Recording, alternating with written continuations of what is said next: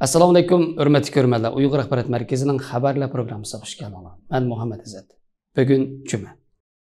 Tövəndəki xabarlarımızın təfsilatı bo'lsin.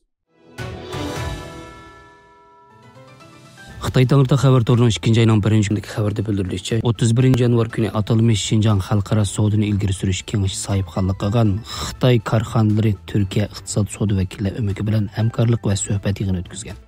Türkiye'den kelgan 50 yaqin şirketning vakillari Sharq Turkistondagi Xitoy shirkatlari bilan yemak-ichmak, to'qimachilik, kiyim-kechak, eg'ir va yenik sanoat, qazilma boylik qatorliq sohalarda cho'nqur hamkorlik o'rnatib, o'zaro foyda yetkazish va o'rtaq foydalanish haqida hamkorlik o'rnatgan.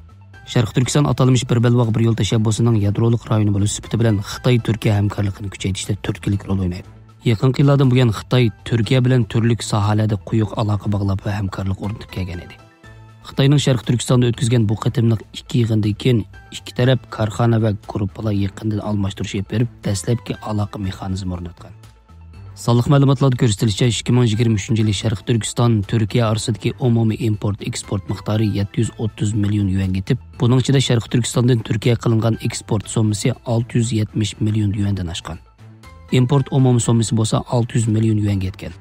Hamkorlik yig'ini jarayonida Turkiya Tashqi munosabatlar kengashining Osiyo Tinch okean rayonining moslashtiruvchisi Elaz Alvaran Turkiya bu rayondagi paxta va to'qimchilik mahsulotlari, ko'ktat, meva-cheva, sut va go'sht mahsulotlari, mineral moddalar va boshqa boyliqlarga alohida qiziqadi. Bu rayonning intayin muhim jo'grafiyalik afzalligi bor.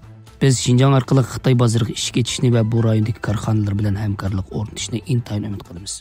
Bugungi yig'in orqali uzun muddatlik almashtirish va hamkorlik mexanizmining uzun muddatlik bo'lishini umid qilamiz deganlarni bildirgan. Xabarlarimizni ko'rganingizga rahmat. Ko'rishguncha omon bo'linglar. Xayr xo'sh. Allohga emanet.